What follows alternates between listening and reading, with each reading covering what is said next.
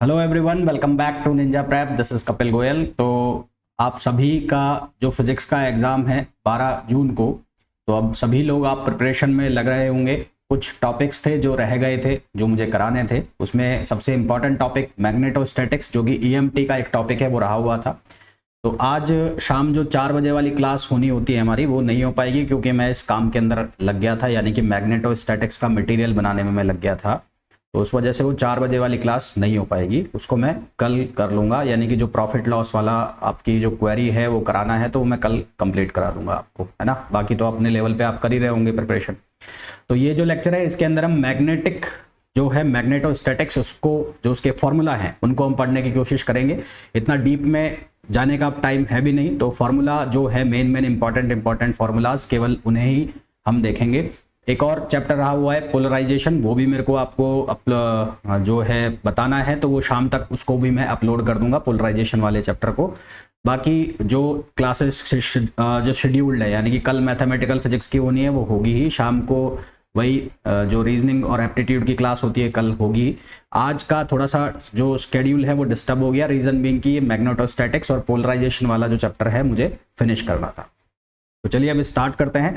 और ये जो है वीडियो, इसको मैं अभी अपलोड कर दूंगा, तो आप लोग इसको देख लीजिएगा, कंप्लीट कर लीजिएगा। और ये जो पीडीएफ है मैं आपको, आपका जो ग्रुप है टेलीग्राम ग्रुप, उसमें शेयर कर दूंगा। तो मैग्नेटिक इंडक्शन से हम बात करते हैं, और मैग्नेटिक इंडक्शन में सबसे पहले हम बात करेंगे इसकी जो डेफिनेशन है उससे। तो हम ये जानते हैं कि जब भी कोई मूविंग चार्ज के लिए उसके ऊपर एक मैग्नेटिक फोर्स आता है, उस मैग्नेटिक फोर्स की वैल्यू क्या होती है, क्यू वी बी। हालांकि ये होती है क्यू वी क्रॉस बी, पर अगर दोनों एक दूसरे के परपेंडिकुलर हो जाएं, कौन, मैग्नेटिक फील्ड और वेलोसिटी, तो इसको हम लिख देते हैं क्यू वी बी। यहां से हम बी का जो फॉर्मूला बनाते हैं, that is equals to F upon Q B, Q V. तो यहां से हम डेफिनेशन ये लिखते हैं, मैग्नेटिक इंडक्शन भी बोल देते हैं इसको कई बार, या मैग्नेटिक फील्ड। तो magnitude of force on a charge Q moving with velocity. हालांकि डेफिनेशन कोई नहीं पूछने वाला, फिर भी आप ये ध्यान रख लेना, ये फॉर्मूला बन जाता है। मेन इंपॉर्टेंट कहानी आती है इसकी यूनिट से। तो इसकी जो यूनिट होती है वो होती है टेस्ला, है ना। मैग्नेटिक फील्ड इंडक्शन की या मैग्नेटिक फील्ड की यूनिट होती है टेस्ला। ये टेस्ला को और किस में हम लिख सकते हैं, ऐसा यूनिट की बात चल रही है, वेबर पर मीटर स्क्वायर। किस में लिख सकते हैं, वेबर पर मीटर स्क्वायर। जबकि सीजीएस के केस में, सीजीएस में यानी कि गाउस, सीजीएस में जो इसकी यूनिट है मैग्नेटिक फील्ड की, वो होती है गाउस। और एक टेस्ला और गाउस के बीच में यदि हमें रिलेशन बनाना हो, 1 टेस्ला और गाउस के बीच में रिलेशन बनाना हो, तो क्या रिलेशन बनता है, 1 टेस्ला इक्वल्स टू 10⁴ गाउस। जिस तरह से हम इलेक्ट्रिक फील्ड के अंदर पढ़ते हैं इलेक्ट्रिक फ्लक्स, वैसे ही मैग्नेटिक फील्ड के अंदर आता है मैग्नेटिक फ्लक्स। मैग्नेटिक फ्लक्स जो है उसकी वैल्यू वहां पर होती थी इलेक्ट्रिक फील्ड में, इलेक्ट्रिक फ्लक्स की वैल्यू ई डॉट डी ए, यहां पर हो जाएगी बी डॉट डी ए। कोई नया अंतर नहीं आएगा, ई की जगह क्या आ जाएगा, चेंज होकर बी आ जाएगा, है ना। ई की जगह चेंज होकर क्या आ जाएगा, बी आ जाएगा। और ए आपको पता है क्या होता है, एरिया वेक्टर होता है। तो ए और बी का डॉट प्रोडक्ट कराओगे तो इन दोनों के जो आंसर आएगा वो क्या आएगा, बी ए कॉस थीटा आ जाएगा। ठीक है, क्या आ जाएगा, बी ए कॉस थीटा। ठीक है, अब जो यहां तक मैंने बात कर ली किसकी, मैंने बात कर ली है फ्लक्स तक। अब हम बात करते हैं magnetic force on current element. Current element, कोई करंट एलिमेंट है, उसके ऊपर मैग्नेटिक फोर्स लग रहा है, आइडियल करंट एलिमेंट होगा, तो मैग्नेटिक फोर्स की वैल्यू क्या होगी, मैग्नेटिक फोर्स की वैल्यू होती है d F equals to I D l B. I और डी एल दोनों सेम डायरेक्शन में होते हैं, है ना। ये एक ही एलिमेंट है जिसको हम बोलते हैं करंट एलिमेंट। इसको हम क्या नाम देते हैं, करंट एलिमेंट। पूरे के लिए निकालना हो तो पूरे के लिए अगर स्ट्रेट कंडक्टर है, सीधा तार है, तो उसके लिए फॉर्मूला हो जाता है आई एल क्रॉस बी।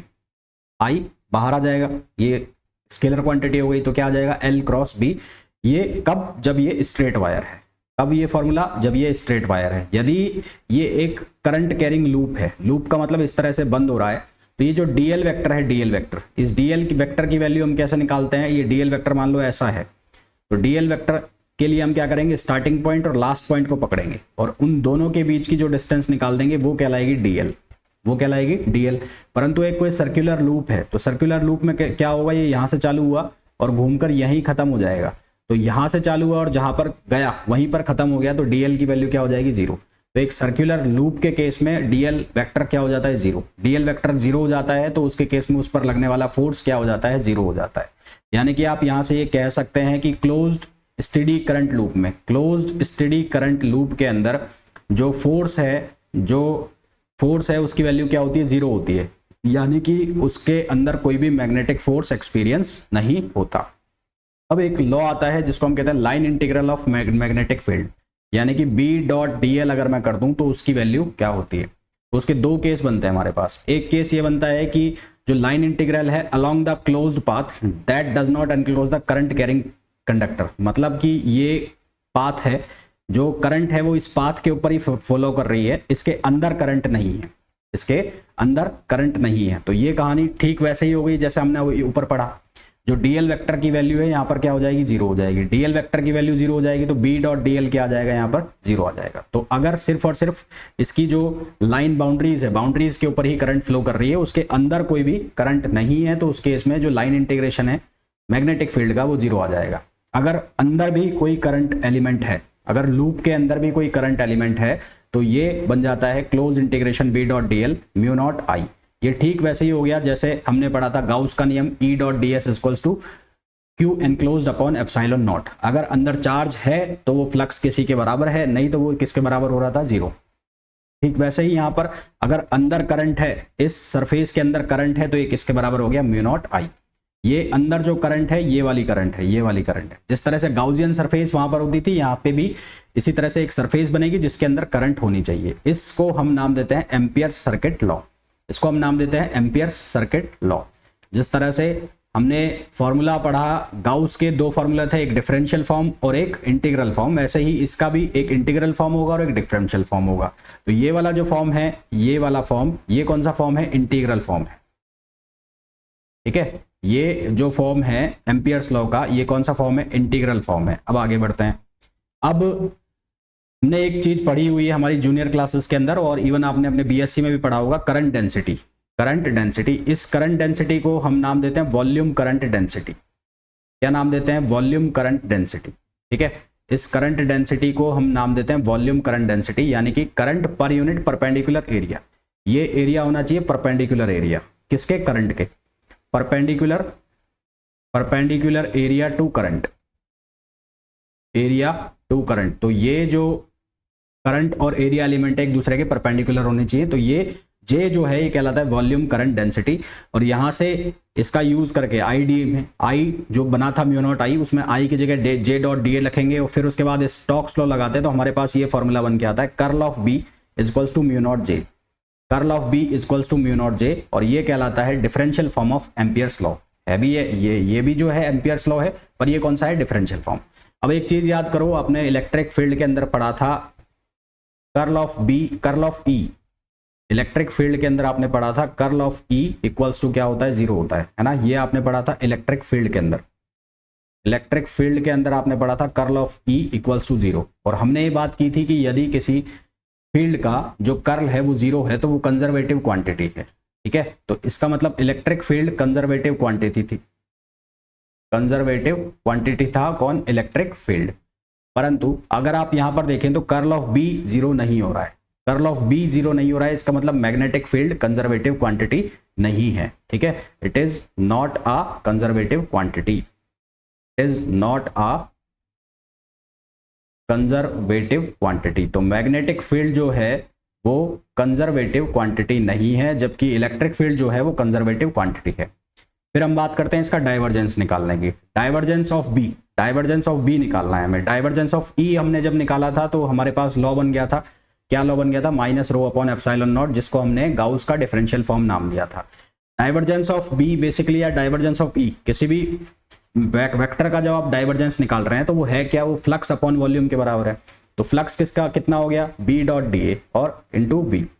अब होता क्या है, मैग्नेटिक फील्ड के केस में ना तो इसका कोई सोर्स होता है और ना कोई सिंक होता है। इसका मतलब क्या होता है, जो मैग्नेटिक फील्ड लाइंस है वो इनफाइनाइटली क्लोज्ड लूप बनाती है, कभी खत्म ना होने वाला क्लोज लूप बनाती है, यानी कि जितनी लाइंस एंटर कर रही है उतनी ही लाइन बाहर निकलती है ना। Number of lines entering, number of lines entering बराबर होता है number of lines living, number of lines living. तो ये दोनों आपस में क्या हो जाते हैं, बराबर हो जाते हैं। दोनों बराबर हो जाते हैं तो जो ये फ्लक्स है, इस फ्लक्स की वैल्यू कितनी हो जाती है, 0। फ्लक्स की वैल्यू 0 हो जाती है तो डाइवर्जेंस ऑफ B क्या हो जाता है यहाँ पर, 0।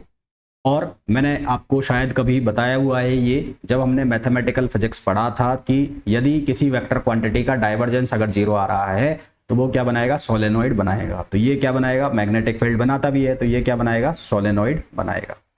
ये किसकी कंडीशन हो गई, सोलेनोइड की कंडीशन हो गई। अगर ये लेस देन 0 आता, अगर divergence of be less than 0 आता तो ये बनाता सिंक, अगर divergence of be greater than 0 आता तो ये बनाता सोर्स। फिलहाल यहाँ पर ये बराबर 0 आ रहा है तो इसका मतलब ये क्या बनाएगा, सोलेनोइड। दूसरी चीज इससे हमें ये पता लगती है कि डाइवर्जेंस ऑफ बी ये शो करता है कि आइसोलेटेड मैग्नेटिक पोल एग्जिस्ट नहीं करते या आइसोलेटेड मैग्नेटिक चार्ज एग्जिस्ट नहीं करते। आइसोलेटेड मैग्नेटिक पोल एग्जिस्ट नहीं करते या आइसोलेटेड मैग्नेटिक चार्ज एग्जिस्ट नहीं करते। ठीक है, ये इंपॉर्टेंट रिजल्ट्स हैं जो आपको याद रखने पड़ेंगे। फिर उसके बाद जो मैंने यहां पर लिखा ऊपर अभी एम्पियर्स का, जो एम्पियर का इंटीग्रेशन फॉर्म था उसमें लिखा था curl of B dot D L बराबर म्यू नॉट आई। ये आई अंदर की करंट थी, जो नेट करंट जिसको हम कहते हैं। तो ये जो नेट करंट है ये नेट करंट बराबर होती है integration of H dot D L, integration of H dot D L. तो अगर मैं इन दोनों को कंपेयर कराऊं तो यहां से मेरे को मिलता है B equals to mu naught H. B equals to क्या मिलता है, म्यू नॉट एच, और H को हम लिखते भी हैं B अपॉन म्यू नॉट, है ना, अगर निर्वात है यानी कि वैक्यूम है, और अगर कोई मीडियम है तो उसके हम लिए लिखते हैं इसको B अपॉन म्यू। ये जो H है इस H को हम नाम देते हैं मैग्नेटाइजिंग फील्ड, इस H को हम नाम देते हैं मैग्नेटाइजिंग फील्ड, और इसकी यूनिट किसके बराबर हो गई, एम्पियर पर मीटर। भाई यहाँ से I बराबर है H डॉट डी एल, तो इसकी जो यूनिट होती है वो किसके बराबर होती है, एम्पियर पर मीटर। तो ये जो H है जिसको हम मैग्नेटाइजिंग फील्ड कहते हैं, इसकी यूनिट बराबर होती है एम्पियर पर मीटर। ये आप याद रखेंगे, इंपॉर्टेंट चीजें हैं ये। फिर यदि हमें मैग्नेटिक इंडक्शन निकालना हो एक circular due to a long current carrying wire, एक तार के अंदर हमें मैग्नेटिक इंडक्शन निकालना हो तो इसको हम एम्पियर्स लॉ से निकाल रहे हैं, और इसका फॉर्मूला आता है B equals to mu naught I upon 2 pi R. अब ऊपर नीचे अगर 2 से मल्टीप्लाई कर दूं तो फॉर्मूला बन जाता है mu naught 2i upon 4 pi R. आप इसको ऐसे याद रखें चाहे ऐसे याद रखें, आंसर दोनों केस में सेम आएगा। यहां से एक मेन इंपॉर्टेंट चीज आपको देखने को मिलती है कि अगर ये वाला केस है magnetic induction due to a long current carrying wire, long current carrying wire की वजह से आपको मैग्नेटिक इंडक्शन निकालना है, तो वो जिस पॉइंट के ऊपर आपको मैग्नेटिक फील्ड निकालना है उससे रेसिप्रोकल है, यानी कि पॉइंट की डिस्टेंस बढ़ेगी तो मैग्नेटिक फील्ड कम होगा, पॉइंट की डिस्टेंस कम होगी तो मैग्नेटिक फील्ड बढ़ जाएगा। अब यदि हमें एक सॉलिड सिलेंड्रिकल वायर के अंदर, कंडक्टिंग वायर के अंदर मैग्नेटिक फील्ड निकालना है तो इसकी दो कंडीशन, यानी कि जब R ग्रेटर देन R होगा और जब R बराबर R होगा, तो यहाँ फॉर्मूला वही आएगा जो आपने एक लॉन्ग कैरिंग करंट वायर की वजह से मैग्नेटिक फील्ड का फॉर्मूला बनाया था। दैट मीन्स कि mu naught I upon 2 pi R, क्योंकि यहाँ पर R की वैल्यू कैपिटल R से ज्यादा है तो यहाँ पर R लिख दिया, यहाँ पर दोनों बराबर है तो कैपिटल R कर दिया। घोचा जब होगा जब ये अंदर निकालना पड़ो, तो अंदर जब इसके सॉलिड के अंदर आप मैग्नेटिक फील्ड निकालेंगे तो ये ठीक वैसे ही होगा जैसे आपने इलेक्ट्रिक फील्ड निकाला था एक सॉलिड स्फीयर के अंदर। वहां पर भी जो इलेक्ट्रिक फील्ड है वो प्रोपोर्शनल हो गया था किसके, डिस्टेंस के। कब, जब हमने सॉलिड के अंदर इलेक्ट्रिक फील्ड निकाला था, सॉलिड स्फीयर के अंदर। ठीक इसी तरह से मैग्नेटिक फील्ड भी जो डिस्टेंस है उसके प्रोपोर्शनल हो जाएगा जब हम एक सॉलिड कंडक्टिंग वायर के अंदर क्या निकालेंगे, मैग्नेटिक फील्ड। यानी कि ये फॉर्मूला हमारे पास बन के आएगा mu naught I upon 2 pi are square, और मल्टीप्लाई किससे हो रहा है, आर से। आर क्या है, अंदर किसी भी पॉइंट पर वो डिस्टेंस जहां पर हमें मैग्नेटिक फील्ड निकालना है। यदि हम इसका डायग्राम बनाते हैं तो डायग्राम इस तरह से बनेगा। ये जो रीजन है, ये कौन सा रीजन है, आर लेस देन आर वाला। ये कौन सा रीजन है, आर बराबर आर वाला। और ये कौन सा रीजन है, आर ग्रेटर देन आर वाला। तो यहां से यहां तक तो जो कर्व चल रहा है वो चल रहा है लीनियर, और ये जो कर्व है ये कौन सा चल रहा है, पैराबोलिक। तो ये जो कर्व है वो कौन सा कर्व चल रहा है, पैराबोलिक। ठीक है, आगे आओ। अभी अगर होलो कंडक्टर के अंदर हमें मैग्नेटिक फील्ड निकालना है तो ये ठीक वैसे ही होगा जैसे आपने होलो स्फीयर के अंदर या होलो कंडक्टर के अंदर आपने क्या निकाला था, इलेक्ट्रिक फील्ड। तो अंदर इलेक्ट्रिक फील्ड की वैल्यू क्या थी, वहां पे 0, तो यहां पर भी मैग्नेटिक फील्ड क्या होगा, 0 होगा। अब हम बात कर लेते हैं सोलेनोइड की। सोलेनोइड के अंदर जो इलेक्ट्रिक फील्ड की वैल्यू होती है वो हमें पता होनी चाहिए कितनी होती है, म्यू नॉट एन आई। क्या वैल्यू होती है, म्यू नॉट एन आई। जहां पर ये n जो स्मॉल n है ये क्या होता है, नंबर ऑफ वायर्स या number of loops per unit length, number of loops per unit length, per unit length. आप चाहें तो इस स्मॉल n की जगह आप ये कैपिटल N अपॉन L भी लिख सकते हैं, क्योंकि H जो है वो बराबर होता है B अपॉन म्यू नॉट के, B बराबर होता है म्यू नॉट H और H बराबर होता है mu not B upon mu naught के। तो इसको मैग्नेटाइजिंग फील्ड के फॉर्म में अगर हमें फॉर्मूला लिखना हो तो H के फॉर्म में ये फॉर्मूला आ जाएगा NI, और N बराबर होता है कैपिटल N अपॉन L, तो इसको आप ऐसे भी लिख सकते हैं, यानी कि एक ही फॉर्मूला को लिखने के अलग अलग तरीके। यदि सोलेनॉइड की लेंथ फाइनाइट हो तो उसके केस में हम ये जो फॉर्मूला है सोलेनॉइड वाला उसको ऐसे बनाते हैं। यहाँ जो ये एंगल है θ2 और ये एंगल है θ1, और ये किसी P पॉइंट के ऊपर हम मैग्नेटिक फील्ड निकालना चाह रहे हैं। तो उसका जो फॉर्मूला है वो ये आता है mu naught NI over 2 cos θ1 minus cos θ2। अब इसकी अलग अलग कंडीशन बनती हैं। अलग अलग कंडीशन क्या बनती है? यदि लेंथ बहुत ज़्यादा हो इसकी रेडियस के कंपेरिजन में, ये रेडियस हो गया, तो रेडियस के कंपैरिजन में लेंथ बहुत ज़्यादा हो तो उस केस में θ1 की वैल्यू हो जाती 0, यानी कि ये यूं फैल जाएगा सीधा। तो θ1 की वैल्यू हो जाएगी 0 और θ2 की वैल्यू हो जाएगी पाई। ये दोनों वैल्यू अगर यहाँ सब्स्टिट्यूट करते हैं तो हमारे पास फॉर्मूला आ जाता है यही वाला जो हम ऊपर भी पढ़ के आ चुके हैं कि सोलेनॉइड के अंदर मैग्नेटिक फील्ड वैल्यू कितनी है, म्यू नॉट NI। यदि हमें मैग्नेटिक फील्ड निकालना हो किसी एक एंड पॉइंट पर, मैग्नेटिक फील्ड निकालना हो किसी एक एंड पॉइंट पर, एंड पॉइंट का मतलब क्या है कि हमें मैग्नेटिक फील्ड यहाँ निकालना है, इस पॉइंट P को हम यहाँ ले आए, तो उस केस में ये θ1 है और ये θ2 है, तो θ1 जो है वो हो जाएगा 0 और θ2 सीधा हो गया, ये कितना हो जाएगा π/2। तो मैग्नेटिक फील्ड यदि आपको सोलेनॉइड के एंड पॉइंट पर निकालना है तो उस केस में उसकी वैल्यू होती है म्यू नॉट NI/2। क्या वैल्यू होती है? Mu not NI/2। इसी तरह से अगर टोरॉइड के अंदर हमें मैग्नेटिक फील्ड निकालना हो तो फॉर्मूला तो वहां पर भी यही चलेगा म्यू नॉट NI, पर यहाँ पर n की जो वैल्यू है वो क्या हो जाएगी, कैपिटल N अपॉन L वहां पर आ रहा था, वहां पर लेंथ थी L। अब यहाँ पर टोरॉइड के केस में लेंथ हो जाएगी सर्कुलर में, तो सर्किल की जो सरकमफेरेंस है वो किसका काम करेगी, लेंथ का, तो लेंथ कितनी हो जाएगी 2πr। ठीक है। अब यदि हमें मैग्नेटिक फील्ड को वेक्टर पोटेंशियल के फॉर्म में लिखना हो, जिस तरह से हम इलेक्ट्रिक फील्ड को पढ़ते हैं, इलेक्ट्रिक फील्ड बराबर होता है माइनस ग्रेडियंट ऑफ फाई। क्या होता है? Minus gradient of phi.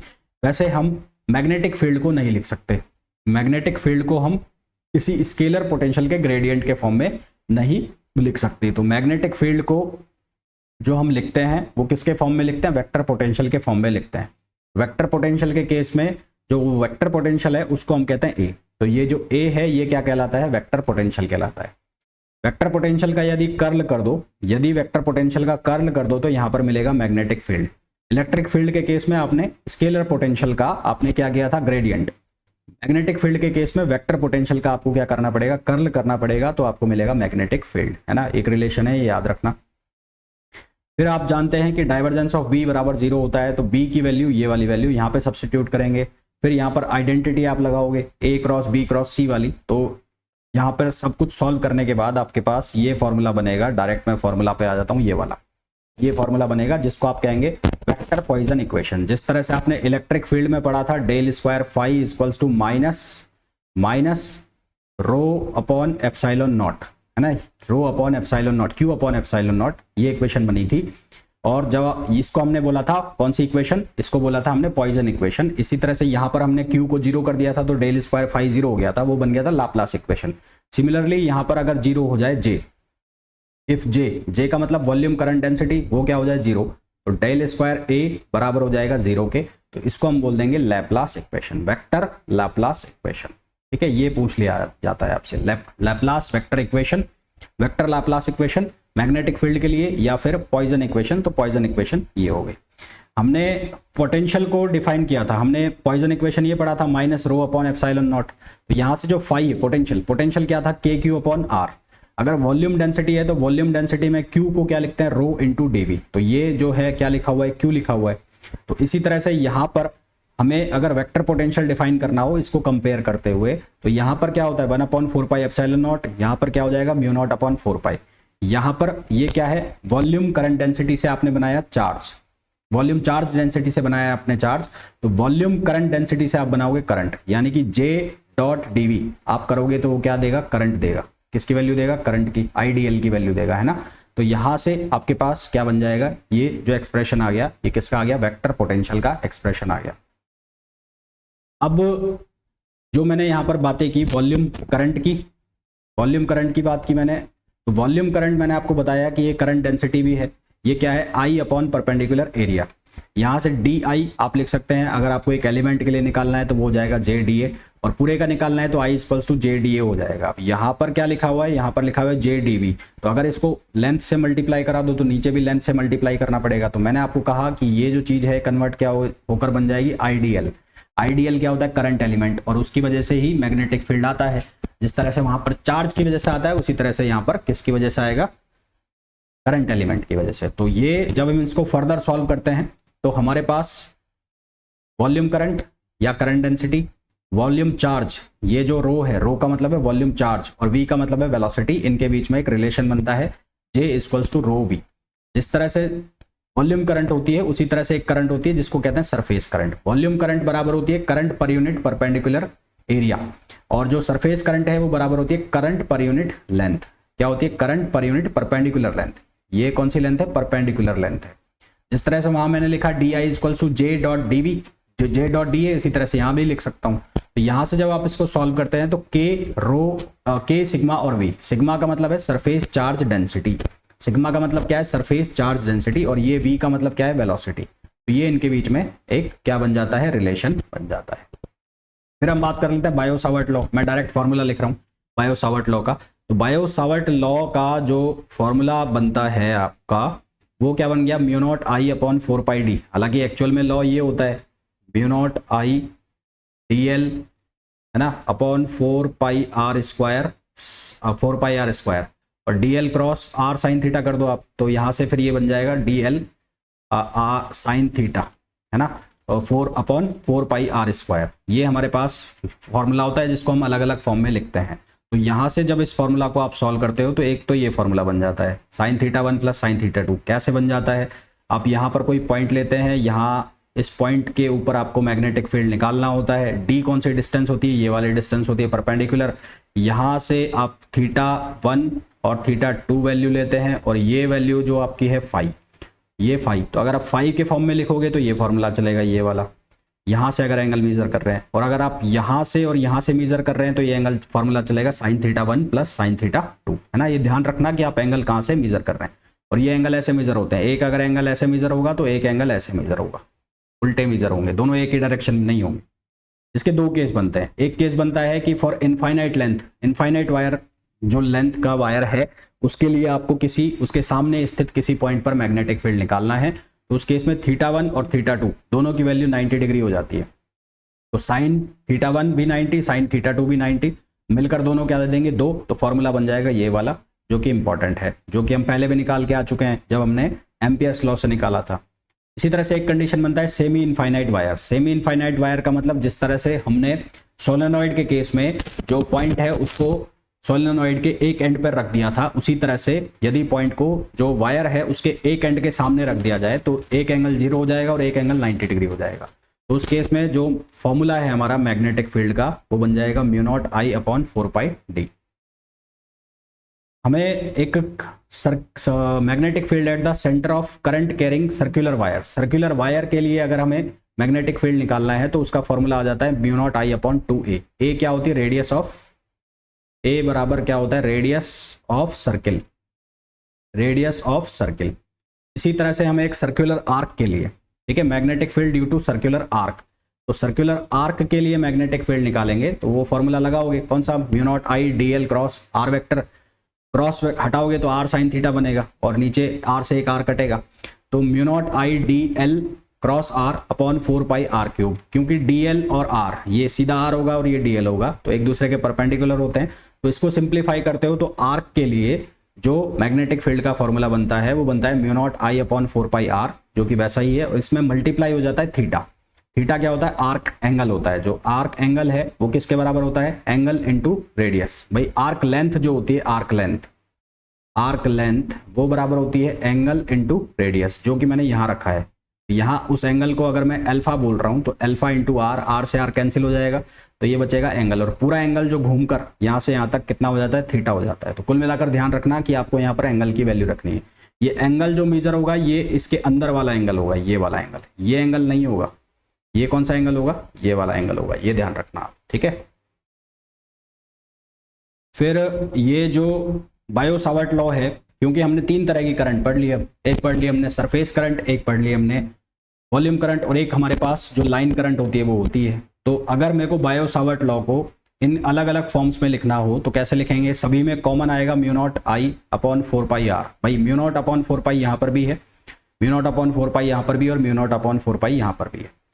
Are square यहाँ पर भी है, आर स्क्वायर यहाँ पर भी है, आर स्क्वायर यहाँ पर भी है, आर कैप यहाँ पर भी है, आर कैप यहाँ पर भी है, और आर कैप यहाँ पर भी है। जब लाइन करंट लिखोगे तो आर कैप मल्टीप्लाई होगा आई से। किससे मल्टीप्लाई होगा? आई से। ये आई हटाओ यहाँ से, तो ये किससे मल्टीप्लाई होगा? आई से। जब आप सरफेस करंट लिखोगे तो ये मल्टीप्लाई होगा के से, और जब आप वॉल्यूम करंट लिखोगे तो ये मल्टीप्लाई होगा जे से। जब आई आ रहा है तो आई के साथ आएगा डीएल, जब के आ रहा है तो के साथ आएगा डीए, और जब जे आ रहा है तो जे के साथ आएगा डी टाउ। डी टाउ का मतलब क्या है? वॉल्यूम। डी टाउ का मतलब क्या है? वॉल्यूम। डी ए का मतलब क्या है? एरिया। और डी एल का मतलब क्या है? लेंथ है। तो ये फॉर्मूला हैं जो आपको याद रखने पड़ेंगे, क्योंकि इनमें से कोई सा भी फॉर्म आपसे पूछा जा सकता है एग्जाम के अंदर। उसके बाद एक नई क्वांटिटी आती है, नेक्स्ट क्वांटिटी आती है मैग्नेटिक मोमेंट। इलेक्ट्रिक फील्ड के अंदर होता है डाइपोल मोमेंट, यहाँ पर होगा मैग्नेटिक मोमेंट। मैग्नेटिक मोमेंट बराबर होता है current into area vector. Current into area vector, जिस डायरेक्शन में करंट चल रहा है उधर अंगुलियां फेर दो, अंगूठे की जो डायरेक्शन है, जो थंब की डायरेक्शन है, वो किसको बता देगी? मैग्नेटिक फील्ड को। इस मैग्नेटिक फील्ड को हम अगर दूसरे फॉर्म में लिखें, दूसरे फॉर्म में यानी कि इस तरह से लिखने की कोशिश करें, मैं यही बता देता हूँ। जैसे कि एक फॉर्म तो हमने ये लिखा है, ये वाला I/2 integration R dot D L, I/2 integration R dot D L. R dot D L का क्या चक्कर है? ये मान लो यहाँ से यहाँ तक घूम गया तो ये एरिया बन गया। एरिया जो है वो कितना हो जाएगा? हाफ और R डॉट डी एल। तो कुछ नहीं किया मैंने, ये एरिया को यहाँ से मल्टीप्लाई करा दिया। In the case of volume current, ये तो कौन सी करंट थी? Line current. वॉल्यूम करंट के केस में क्या हो जाएगा? चेंजेस आ जाएंगे इसमें। यहाँ पर डीएल की जगह यहाँ क्या आ जाएगा? जे आ जाएगा। ये जे आएगा यहाँ पर, वॉल्यूम करंट में जे आएगा। ठीक है, डीएल, हाँ यहाँ डीएल है तो यहाँ पर आएगा वी सही है, ठीक है, यहाँ पर आ जाएगा वी आ जाएगा। अब vector potential in terms of magnetic moment. Vector potential हम डेफिनेशन पढ़ के आए थे अभी पीछे, mu naught upon 4 pi integration, formula पढ़ के आए थे, सॉरी क्या फॉर्मूला था? Mu naught upon 4 pi integration J dot D A upon R. अब उसको यदि मेरे को मैग्नेटिक मोमेंट के फॉर्म में लिखना हो तो क्या लिखेंगे? म्यू नॉट अपॉन 4 पाई तो रहेगा ही m cross r vector upon are cube. M cross r vector upon are cube, जहां एम का मतलब क्या है? Magnetic dipole. जहां एम का मतलब क्या है? Magnetic dipole. ये ठीक वैसे ही है जैसे आप फॉर्मूला बनाते हैं, किसका बनाते हैं? स्केलर पोटेंशियल का। तो पोटेंशियल का आप डाइपोल के केस में फॉर्मूला कैसे बनाते हैं? K P dot R upon are cube, ऐसे ही फॉर्मूला बनाते हैं। तो यहाँ पर वेक्टर के केस में बना रहे हो तो कौन सा प्रोडक्ट होगा? Cross product. वो स्केलर है इसलिए कौन सा प्रोडक्ट हुआ? स्केलर। ये वेक्टर है इसलिए कौन सा प्रोडक्ट होगा? स्केलर प्रोडक्ट, वेक्टर प्रोडक्ट होगा। अब मैग्नेटिक फील्ड बराबर होता है कर्ल ऑफ ए के, ए की जो वैल्यू जो आपने अभी ऊपर लिखी उसको यहाँ पे सब्स्टिट्यूट करेंगे तो यहाँ पर एक फॉर्मूला बनता है मैग्नेटिक डाइपोल के केस में। ये फॉर्मूला बन जाता है मैग्नेटिक फील्ड और मैग्नेटिक डाइपोल का रिलेशन। जिस तरह से आप इलेक्ट्रिक फील्ड और डाइपोल का रिलेशन पढ़ते हैं उसी तरह से मैग्नेटिक फील्ड और मैग्नेटिक डाइपोल का रिलेशन ये बन जाता है। ये फॉर्मूले पूछ लिए जाते हैं एग्जाम के अंदर, आपको याद रखने पड़ेंगे। फिर आता है पोलराइजेशन। जिस तरह से हम इलेक्ट्रिक फील्ड में पढ़ते हैं उसी तरह से यहाँ पर आता है मैग्नेटाइजेशन। इलेक्ट्रिक फील्ड के अंदर पोलराइजेशन बराबर होता है डाइपोल मोमेंट अपॉन वॉल्यूम। तो यहाँ पर जो मैग्नेटाइजेशन है वो बराबर होगा मैग्नेटिक मोमेंट अपॉन वॉल्यूम। यहाँ पर ये किसके बराबर होगा? Magnetic moment upon volume.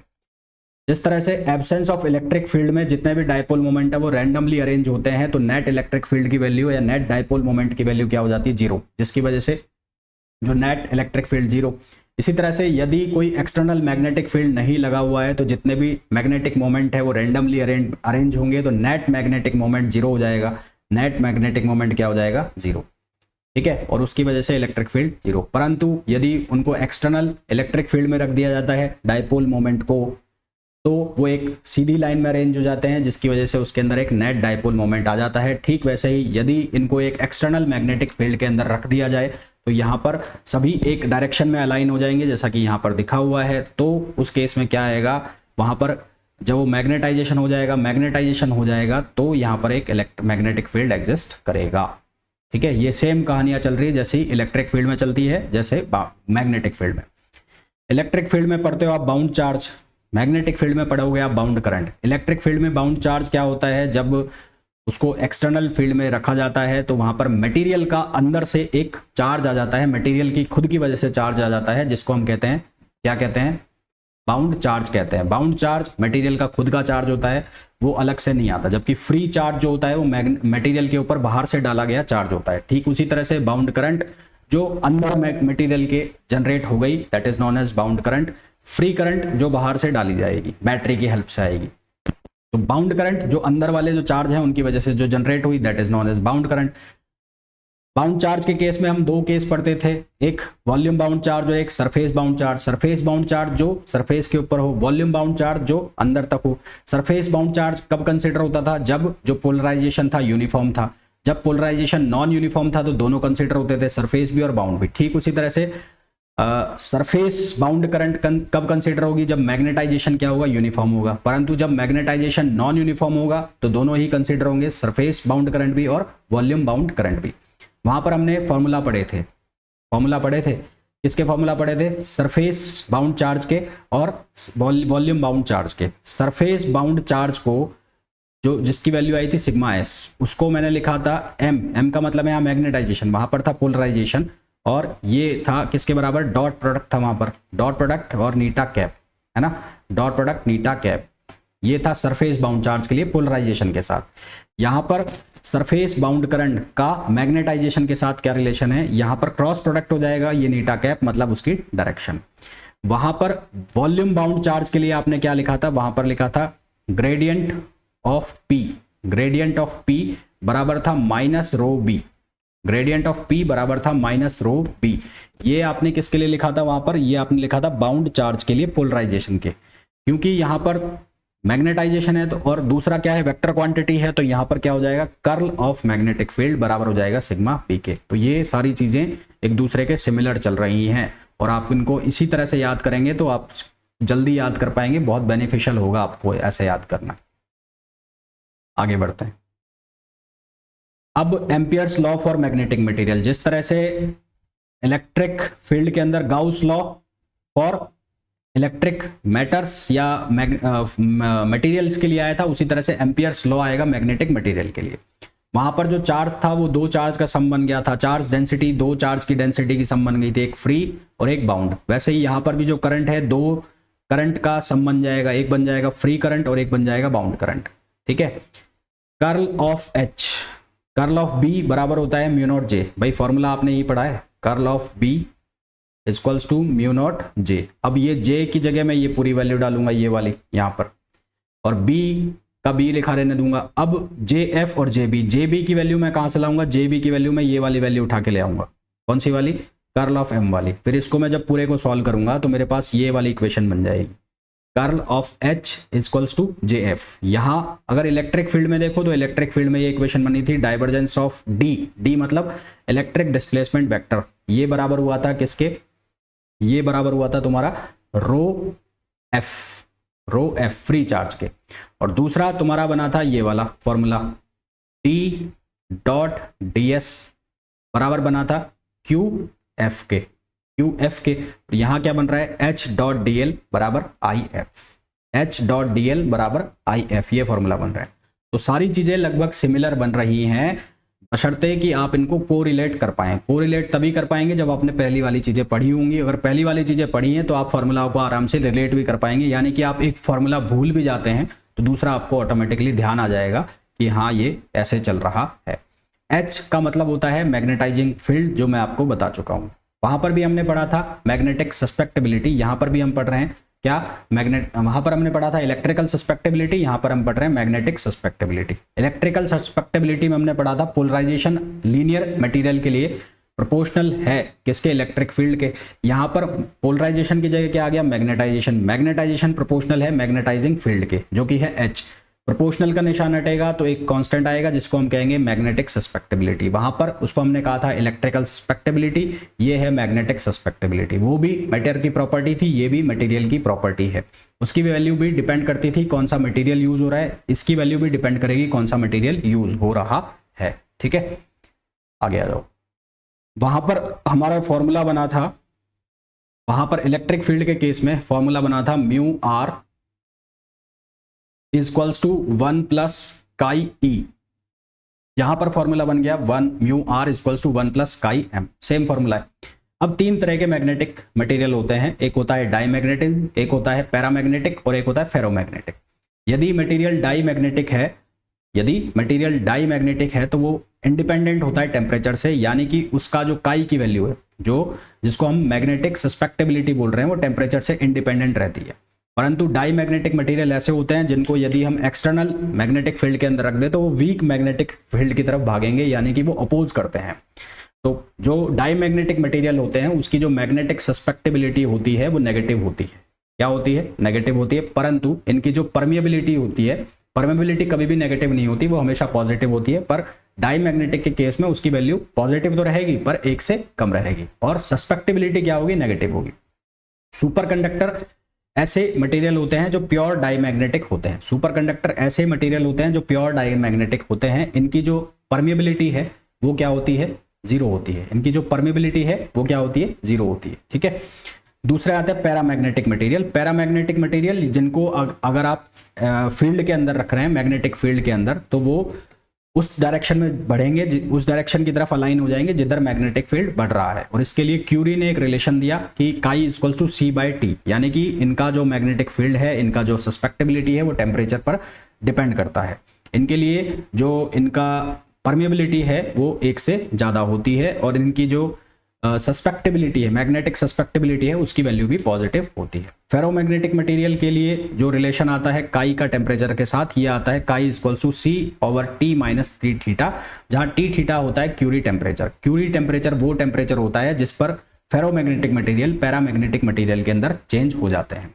वो टेम्परेचर जिस पर फेरोमैग्नेटिक मटेरियल पैरामैग्नेटिक मटेरियल के अंदर चेंज हो जाते हैं उसको हम क्या नाम देते हैं? Curie temperature. इसके लिए जो मैग्नेटिक परमेबिलिटी है μr वो ग्रेटर देन 1 होती है, यानी कि 1 से बहुत ज़्यादा होती है। इनके एग्जाम्पल्स आपसे पूछ लिए जाते हैं कि डाईमैग्नेटिज्म के कौन से एग्जाम्पल होंगे, पैरामैग्नेटिज्म के कौन से एग्जाम्पल होंगे, फेरोमैग्नेटिज्म के कौन से एग्जाम्पल होंगे। तो ये मैंने लिख दिए हैं, आपको याद करना है। मैग्नेटिक फील्ड के केस में, इलेक्ट्रिक फील्ड के केस में आप डायपोल मोमेंट और इलेक्ट्रिक फील्ड की वजह से जो एनर्जी आती है उसका फॉर्मूला पढ़ते हो -P×E, P.E, और जो टॉर्क आता है उसको आप पढ़ते हो P×E।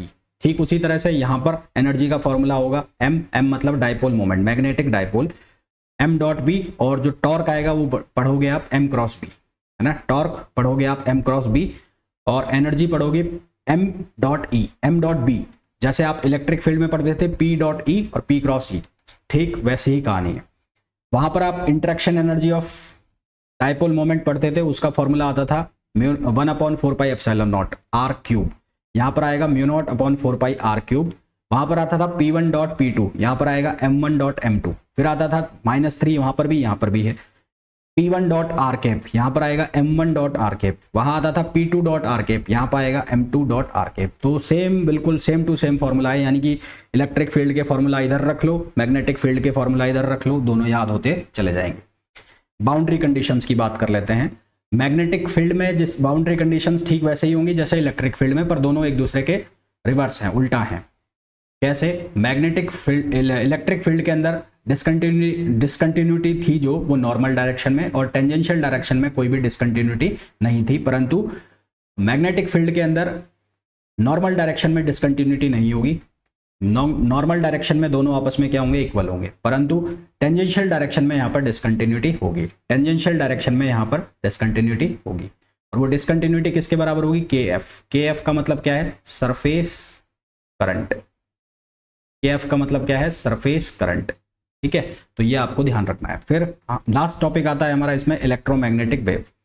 इलेक्ट्रोमैग्नेटिक वेव्स की शुरुआत होती है मैक्सवेल इक्वेशन से। तो मैक्सवेल की 4 इक्वेशन जो आपको याद रखनी है। पहली equation divergence of E equals to ρ/ε0, जिसको गाउस लॉ ऑफ इलेक्ट्रोस्टैटिक्स भी कहते हैं। फिर आता है divergence of D equals to ρf, यानी कि फ्री चार्ज, जो मैंने आपको ऊपर अभी बताया भी था, है ना। ये फॉर्मूला मैंने आपको बताया भी था। ये किसके लिए होता है? ये मीडियम के लिए होता है। ये किसके लिए होता है? मीडियम के लिए। और पोलराइजेशन के फॉर्म में इसको लिखोगे तो minus of divergence of P बराबर रो भी होता है। ये भी हम देख के आ चुके हैं। दूसरा जो लॉ आता है इसको हम कहते हैं differential form of Gauss law. Differential form of Gauss law for magnetostatics. ये पूछा जा सकता है कि ये लॉ कौन सा होता है, तो ये क्या है?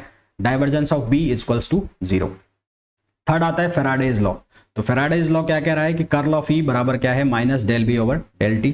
और फिर आते हैं एम्पियर्स लॉ। तो एम्पियर्स लॉ में दो तरह के हमारे पास इक्वेशन बनते हैं, curl of B equals to mu naught J, और एक बनता है curl of H equals to J del D over del T. Del D over del T मतलब डिफ्यूजन करंट, जे का मतलब है वॉल्यूम करंट, एच का मतलब है मैग्नेटाइजेशन फील्ड। फ्री स्पेस के अंदर यानी कि अगर हम जे को और रो को जीरो कर दें, ये वाला जे और रो इनको अगर हम जीरो कर दें तो शुरू की दोनों इक्वेशन क्या हो जाएंगी, जीरो के बराबर हो जाएंगी। बाद वाली इक्वेशन में भी चेंजेस आ जाएंगे, जे की वैल्यू हो जाएगी zero. Properties of EM wave अगर हम पढ़ें तो जो इलेक्ट्रिक फील्ड वाली वेव है उसको हम इस तरह से लिखेंगे, E equals to E naught E power iota K vector dot R vector minus omega T. R मतलब पोजिशन वेक्टर, के मतलब प्रोपोगेशन वेक्टर। इसी तरह से बी को लिख दिया। अब इसको सिंप्लीफाई करने के लिए हम क्या करते हैं, हम डेल्टा को बराबर मान लेते हैं आई कैप के मतलब प्रोपोगेशन वेक्टर, और डेल अपॉन डेल टी को हम मान लेते हैं ओमेगा। प्रोपोगेशन वेक्टर यानी कि जिस डायरेक्शन में इलेक्ट्रोमैग्नेटिक वेव मूव कर रही है वो इलेक्ट्रिक फील्ड के भी परपेंडिकुलर होगा और मैग्नेटिक फील्ड के भी परपेंडिकुलर होगा, यानी कि के डॉट ई डॉट प्रोडक्ट इनका कराओगे तो वो जीरो आएगा, के डॉट बी कराओगे तो वो भी क्या आएगा, जीरो आएगा। तो यहां से जब हम इनको सॉल्व करते हैं तो हमारे पास एक रिलेशन बनता है बहुत इंपॉर्टेंट कि बी मैग्नेटिक फील्ड बराबर होता है 1 अपॉन ओमेगा के क्रॉस ई, या फिर मैग्नेटिक फील्ड बराबर 1 अपॉन सी के कैप क्रॉस ई। यहाँ के वेक्टर है, यहाँ के कैप है, यहाँ के वेक्टर है, यहाँ के कैप है। एक रिलेशन आप ये भी ध्यान रखना वेलोसिटी का, ये वाला रिलेशन C इक्वल्स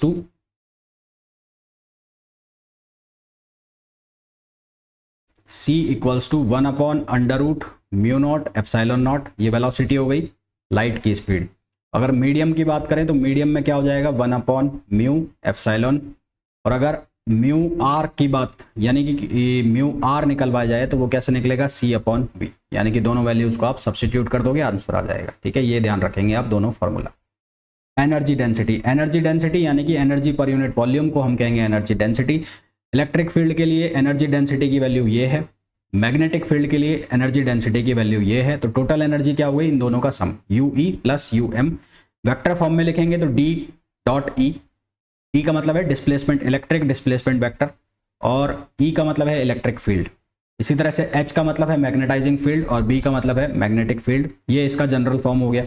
UE और UM दोनों एनर्जी आपस में एक दूसरे के बराबर होती है, तो टोटल एनर्जी जो होगी वो दोनों में से एक दूसरे का किसी का भी ट्वाइस हो सकती है, यानी कि 2 ऑफ UE या फिर 2 ऑफ UM। तो UEM जो है UEM वो क्या हो गया, 2 into B square upon 2 mu naught, या फिर 2 इंटू 1 अपॉन 2 EE स्क्वायर। तो ये कट जाएगा, ये भी कट जाएगा, तो वैल्यू क्या आ गई, वैल्यू आ गई हमारे पास EE स्क्वायर या फिर B square upon mu. Last आता है इसमें पॉइंटिंग थ्योरम। पॉइंटिंग थ्योरम को कई जगह हम S से भी लिखते हैं, एस वेक्टर, या फिर इसको हम P वेक्टर से भी लिखते हैं। ये क्या होता है, E cross B upon mu naught. B upon mu naught को हम क्या लिख सकते हैं, H, तो इसको हम क्या लिख सकते हैं, H भी लिख सकते हैं। तो ये पॉइंटिंग थ्योरम है, पॉइंटिंग वेक्टर है। इसकी यूनिट क्या होती है, पावर पर यूनिट एरिया। तो इसको हम पावर डेंसिटी भी कहते हैं, क्योंकि पावर पर यूनिट एरिया आ रहा है तो इसको हम पावर पर डेंसिटी भी कहते हैं। तो ये सारे फॉर्मूला थे मैग्नेटोस्टैटिक्स के जो आपको याद करने हैं एग्जाम के लिए। ये जो PDF है मैं आपको भी शेयर कर दूंगा जस्ट इस लेक्चर के खत्म होते ही। आपका जो ग्रुप है टेलीग्राम ग्रुप, जो भी लोग इस वीडियो को देख रहे हैं अभी तक आपने अगर वीडियो को लाइक नहीं किया है प्लीज वीडियो को लाइक कर दीजिए, चैनल को सब्सक्राइब कर दीजिए और वीडियो को शेयर कर दीजिए। अब पोलराइजेशन जो बच गया है, ऑप्टिक्स का जो टॉपिक है उसको मैं शाम तक, जैसे कल मैंने अपलोड किया था डिफ्रैक्शन, वैसे ही आज मैं अपलोड कर दूंगा पोलराइजेशन। तो ये कंप्लीट हो जाएगा आपका, है ना। फिर जो आज वाला लेक्चर था जो एप्टीट्यूड और रीजनिंग का, वो मैंने आज नहीं लिया है, तो उसको मैं कल लूंगा सेम टाइम के ऊपर 4 बजे। ठीक है, तो अभी के लिए इतना ही, मिलेंगे नेक्स्ट लेक्चर के अंदर। Till then thank you, bye bye.